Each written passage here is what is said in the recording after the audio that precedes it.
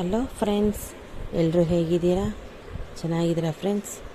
ಇವತ್ತು ನವರಾತ್ರಿಯ 7ನೇ ದಿನ. ನವರಾತ್ರಿ 7ನೇ ದಿನ ಕಾಳರಾತ್ರಿಯ ಮಹತ್ವ ಹಾಗೂ ಪೂಜಾ ವಿಧಾನ. ನವರಾತ್ರಿಯ ಸಪ್ತಮಿಯ ದಿನ ಪೂಜಿಸುವ ದುರ್ಗಾ ಮಾತೆಯ ಅವತಾರವೇ ಕಾಳರಾತ್ರಿ. ನೋಡಲು ಭಯಂಕರಿಯಾಗಿ ಆದರೂ ಭಕ್ತರ ಪಾಲಿಗೆ ಈಕೆ ಶುಭಕರಿ. ಜಗದಲ್ಲಿನ ಅಂಧಕಾರವನ್ನು ಕಳೆದು ಬೆಳಕನ್ನು ನೀಡುವಳು. ನವರಾತ್ರಿಯ 7ನೇ ದಿನ ದುರ್ಗಾಮಾತೆಯ ಭಯಂಕರ ರೂಪವೇ ಕಾಳರಾತ್ರಿ. ಗಾಢಾಂಧಕಾರದಂತೆ ಶರೀರವೆಲ್ಲ ಕಪ್ಪಾಗಿ ಕತ್ತೆಯ ಮೇಲೆ ವಿರಾಜಮಾನಳಾಗಿ ಭಕ್ತರ ಅಭೀಷ್ಟವನ್ನು ನೆರವೇರಿಸುವವಳೇ ಕಾಳರಾತ್ರಿ. ಈಕೆಯನ್ನು ಶುಭಕರಿ ಎಂದು ಕರೆಯುತ್ತಾರೆ. ದೇವಿಯ ಹಲವು ರೂಪಗಳ ಬಹಳ ಬೀಭತ್ಸವಾದ ರೂಪವೆಂದರೆ ಕಾಳರಾತ್ರಿ. ಅಸುರರ ಪಾಲಿಗೆ ದುಸ್ವಪ್ನ.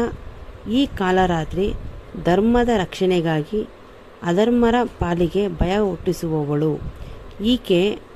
ಆದರೆ ತನ್ನನ್ನು ಪೂಜಿಸುವ ಭಕ್ತರ ಪಾಲಿಗೆ ಮಾತೃ ಸ್ವರೂಪಿಣಿಯಾದವಳು, ಪಾರ್ವತಿಯಾಗಿರುವಳು. ಕಾಳರಾತ್ರಿ ರೂಪ ನೋಡೋಣ ಫ್ರೆಂಡ್ಸ್. ಹೆಸರೇ ಹೇಳುವಂತೆ ತಾಯಿಯ ಕಾರ್ಗತ್ತಲು ಮತ್ತು ಸಮಯದ ರೂಪವಾಗಿದ್ದಾಳೆ. ಬ್ರಹ್ಮಾಂಡದಂತೆ ದುಂಡಗಿರುವ ತ್ರಿನೇತ್ರೆಯ ಕಣ್ಣುಗಳಿಂದ ಕಾಂತಿಯೂ ಹೊರಹೊಮ್ಮುತ್ತದೆ. ಶ್ವಾಸೋಚ್ಛ್ವಾಸ ಮಾಡುವಾಗ ಅಗ್ನಿಯ ಜ್ವಾಲೆಗಳು ಹೊರಹೊಮ್ಮುತ್ತದೆ. ಬಲಗಡೆಯ ಕೈಗಳಲ್ಲಿ ವರಮುದ್ರೆ ಹಾಗೂ ಅಭಯ ಮುದ್ರೆ ಇದ್ದರೆ ಎಡಗೈಗಳಲ್ಲಿ ಕಬ್ಬಿಣದ ಮುಳ್ಳು ಹಾಗೂ ಖಡ್ಗವಿದೆ.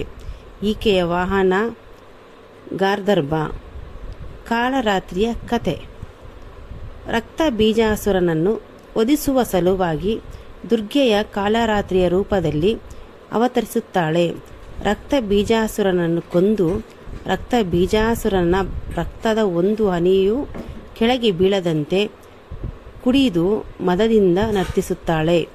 ಶಿವನ ಎದೆಯ ಮೇಲೆ ಕಾಲಿಟ್ಟ ನಂತರ ಆಕೆಯು ಸಹಜ ಸ್ಥಿತಿಗೆ ಬರುತ್ತಾಳೆ. ಈಕೆಯನ್ನು ಆರಾಧಿಸುವವರು ಮನಸ್ಸು ಸಹಸ್ರಾರ ಚಕ್ರದಲ್ಲಿ ಸ್ಥಿತಗೊಂಡು ಪಾಪ ಹಾಗೂ ವಿಘ್ನಗಳು ನಾಶವಾಗಿ ಪುಣ್ಯಲೋಕ ಲಭಿಸುತ್ತದೆ.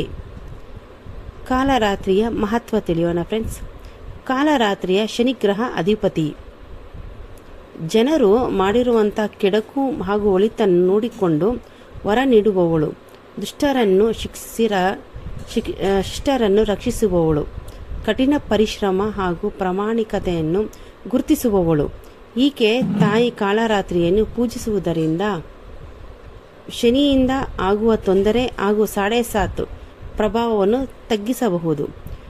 ದಾನವರು, ರಾಕ್ಷಸರು, ಭೂತ ಪ್ರೇತ ಮುಂತಾದವುಗಳು ಇವಳ ಸ್ಮರಣೆಯಿಂದಲೇ ಭಯಭೀತವಾಗಿ ಓಡಿ ಹೋಗುತ್ತದೆ. ಇವಳ ಉಪಾಸಕರಿಗೆ ಅಗ್ನಿ, ಜಲ, ಶತ್ರು ಮತ್ತು ರಾತ್ರಿಯ ಭಯ ಎಂದೂ ಆಗುವುದಿಲ್ಲ. ಕಾಳರಾತ್ರಿಯ ಪೂಜೆ ತಿಳಿಯೋಣ ಫ್ರೆಂಡ್ಸ್. ಕಾಳರಾತ್ರಿಗೆ ಅರ್ಪಿಸಲು ಅತ್ಯುತ್ತಮವಾಗಿರುವ ಹೂವೆಂದರೆ ರಾತ್ರಿ ಅರಳುವ ಮಲ್ಲಿಗೆ ಹೂವು.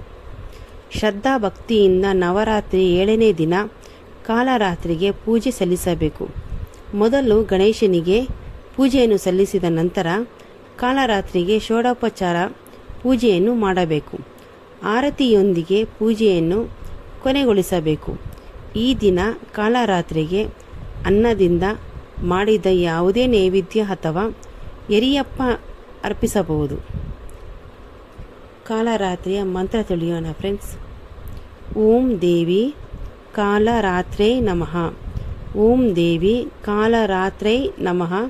ಇಕ್ವೇಣಿ ಜಪಕಾರ್ಣ ಪೂರ ನಗ್ನ ಕರಸ್ಥಿತ ಲಂಬೋಸ್ಥಿತಿ ಕಾರ್ಣಿಕ ಕರ್ಣಿ ತೈಲಭಯಕ್ತ ಶರೀರಣಿ ವಂ ಪಾದೋಲ್ಲೋಸಲ್ಲೋಲತ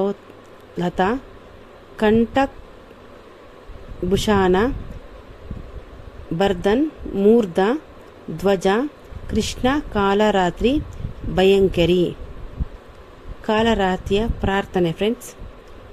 ಯಕ್ವೇಣಿ ಜಪ ಕಾರ್ಣಪೂರ ನಗ್ನ ಕರಸ್ಥಿತ ಲಂಬೋಸ್ಥಿತಿ ಕಾರ್ಣಿಕ ಕರ್ಣಿ ತೈಲಭಯುಕ್ತ ಶರೀರಣಿ ವಂ ಪಾದೋಲ್ಲೋಸಲ್ಲೋಲ್ಹತ್ತ ಕಂಟಕ ಭೂಷಾನ ಬರ್ಧನ್ ಮೂರ್ಧಂ ಧ್ವಜ ಕೃಷ್ಣ ಕಾಲರಾತ್ರಿ ಭಯಂಕರಿ. ಫ್ರೆಂಡ್ಸ್, ಇದು ನಮ್ಮ ಕಾಲರಾತ್ರಿಯ ಪೂಜೆ ಮಹತ್ವ ಕತೆ ತಿಳ್ಕೊಂಡಿದ್ದೀರಾ ಫ್ರೆಂಡ್ಸ್. ಜೊತೆಗೆ ಈ ತಾಯಿ ಅಂಧಕಾರವನ್ನು ದೂರ ಮಾಡ್ತಾಳೆ ಫ್ರೆಂಡ್ಸ್. ಅಂಧಕಾರ ದೂರ ಮಾಡಿ ಜ್ಞಾನ ಕೊಡುವವಳು. ಜೊತೆಗೆ ಸರಸ್ವತಿ ಪೂಜೆ ಕೂಡ ಮಾಡ್ತಾರೆ ಫ್ರೆಂಡ್ಸ್. ಇವತ್ತು ಮಕ್ಕಳು ಓದೋ ಮಕ್ಕಳೆಲ್ಲ ಸರಸ್ವತಿ ಪೂಜೆ ಮಾಡಿದರೆ ಇವತ್ತು ಆ ತಾಯಿಯ ಅನುಗ್ರಹ ಸಿಗುತ್ತೆ. ಆ ತಾಯಿಗೆ ಮಲ್ಲಿಗೆ ಹೂವು ಭಾಳ ಶ್ರೇಷ್ಠವಾದ ಫ್ರೆಂಡ್ಸ್. ಮಲ್ಲಿಗೆ ಹೂವು ಆ ತಾಯಿಗೆ ಕುಂಕುಮಾರ್ಚನೆಯೂ ಮಾಡಿ ಆ ತಾಯಿ ಅನುಗ್ರಹ ತಗೋಬೇಕು ಫ್ರೆಂಡ್ಸ್. ಎಲ್ರಿಗೂ ಒಳ್ಳೆಯದಾಗಲಿ, ನಮಗೂ ಒಳ್ಳೆಯದಾಗಲಿ. ಸರ್ವೇ ಜನ ಸುಖಿನೋ ಭವಂತು. ಶ್ರೀ ಮಾತ್ರೇ ನಮಃ. ಯಾವಾಗಲೂ ಹೇಳ್ದಂಗೆ ಓಂ ದುಂ ದುರ್ಗಾಯ ನಮಃ ಈ ಮಂತ್ರವನ್ನು 108 ಬಾರಿ ಜಪಿಸಬೇಕು ಫ್ರೆಂಡ್ಸ್. ಇಲ್ಲ ಕುಂಕುಮಾರ್ಚನೆಯೂ ಮಾಡ್ಬೋದು. ಇದೇ ಮಂತ್ರದಿಂದ ಜಪ ಆದರೂ ಮಾಡ್ಬೋದು ಫ್ರೆಂಡ್ಸ್. ಅನುಕೂಲ ಇದ್ದವರು ಈ ಮಂತ್ರನ ದಯವಿಟ್ಟು ಪಠನೆ ಮಾಡಿ. ಏನೂ ಇಲ್ಲ ಅಂದರೂ ಕೂಡ ಮನಸ್ಸಲ್ಲಿ ಕೂಡ ಆ ತಾಯಿನ ಪಠನೆ ಮಾಡ್ಬೋದು ಫ್ರೆಂಡ್ಸ್. ಭಕ್ತಿ ಬಹಳ ಮುಖ್ಯ ಫ್ರೆಂಡ್ಸ್. ಎಲ್ರದ್ದು ಒಳ್ಳೆಯದಾಗಲಿ. ಶ್ರೀ ಮಾತ್ರೇ ನಮಃ. Bye friends. Thank you. ಮತ್ತು ಹೊಸದಾಗಿ ಯಾರ್ಯಾರು ಬಂದಿದ್ದಾರೆ ದಯವಿಟ್ಟು ಸಬ್ಸ್ಕ್ರೈಬ್ ಮಾಡ್ಕೊಳ್ಳಿ, ಲೈಕ್ ಮಾಡಿ, ಆಲ್ ಬೆಲ್ ಒತ್ತಿ ಸಪೋರ್ಟ್ ಮಾಡಿ ಫ್ರೆಂಡ್ಸ್. Okay, bye friends.